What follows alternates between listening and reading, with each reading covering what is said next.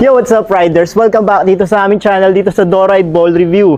Ako si Coach Shep. So kung bago kayo dyan sa aming channel, don't forget to subscribe. Anyway, bago kayo mag-subscribe, may tuturo muna ako sa inyo. Naalala niyo ba yung last video ko na fadeaway jump shot, one-legged fadeaway? So ngayon, ang ituturo naman natin ngayon ay yung pinangako natin, yung crossover ni Iverson. Alam niyo ba, may sikreto doon sa crossover ni Iverson, ni Allen Iverson.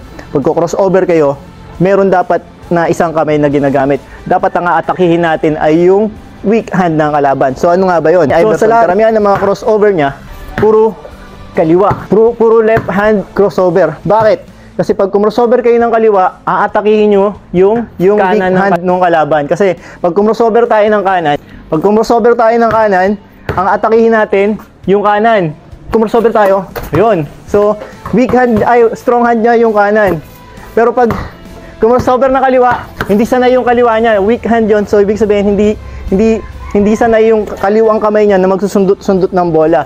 Pero yung kanan niya, pag crossover tayo ng kanan, strong hand niya yung kanan. So madalas yung pinang-didepensa, pinang-titira, pinang-steal, pinang-rebound, ayan. Kung panoorin nyo lahat ng mga video ni Allen Iverson, kahit yung crossover ni Allen Iverson kay Jordan na dalawang crossover, kaliwa yun, di ba? Crossover isa, tapos bumalik, then crossover ulit. Actually, dalawang beses ginawa ni Allen Iverson yun kay Jordan.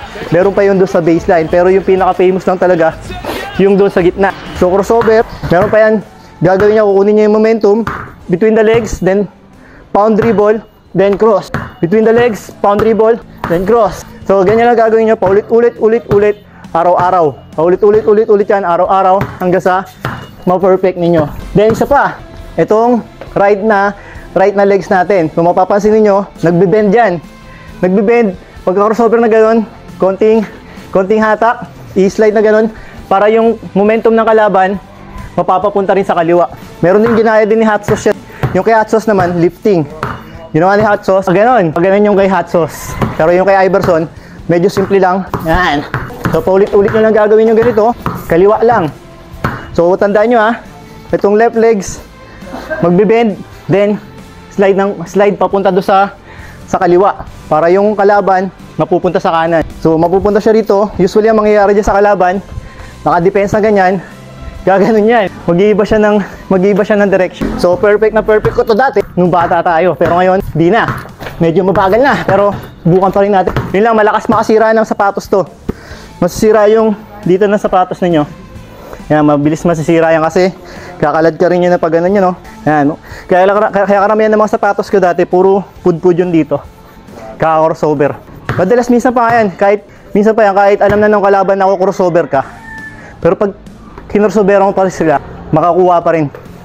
Kaagat pa rin sila. Kahit alam na nilang puro crossover lang yung galaw mo, pero pag kinorsover mo sila ng kaliwa, yan, kaagat pa rin sila. Siyempre, mas effective to. Magiging effective to kapag doon sa mga bagong kalaban. Sa mga first time mo na meet, dumayo kayo, o kaya may dayo sa inyo, binantayan ka, hindi ka kilala, bigla mo crossover na ganun, mapapasayaw mo yun. So syempre, dapat pag crossover din kayo, may shooting din kayo. Kasi pag naiwan mo doon ganun, pull up jump shot ang katapat nun. So deadly. Mahirap naman kasi kung crossover kayo, naiwan nyo ganun, pumasok kayo sa loob, pagsisiksikan na kayo ng mga malalaki doon, mahirap yun. At meron naman din, kung crossover lang kayo, puro dribble din kayo, wala kayong shooting, gagawin ng bantay nyo, hindi kayo babantayan. Aatras lang kayo, kaya papanorin lang kayo.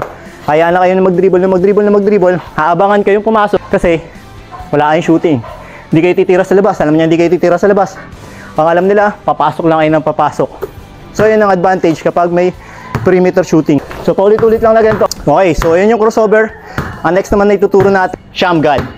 So syempre hindi nyo mapapractice ng mga drills na yan, itong crossover na to, yung mga moves na yan, mga tinuturo ko kung wala kayong sariling bola. Kaya dapat meron kayong sariling bola.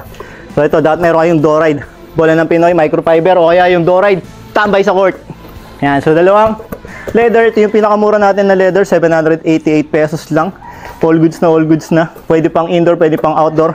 At ito naman yung Doride microfiber, bola ng Pinoy. Junior FPBL official ball. So para mas ma-perfect nyo yung mga drills, yung crossover, lahat ng mga tinuturo natin, mas magkaroon kayo ng advantage sa mga kalaban ninyo, dapat may sarili kayong bola.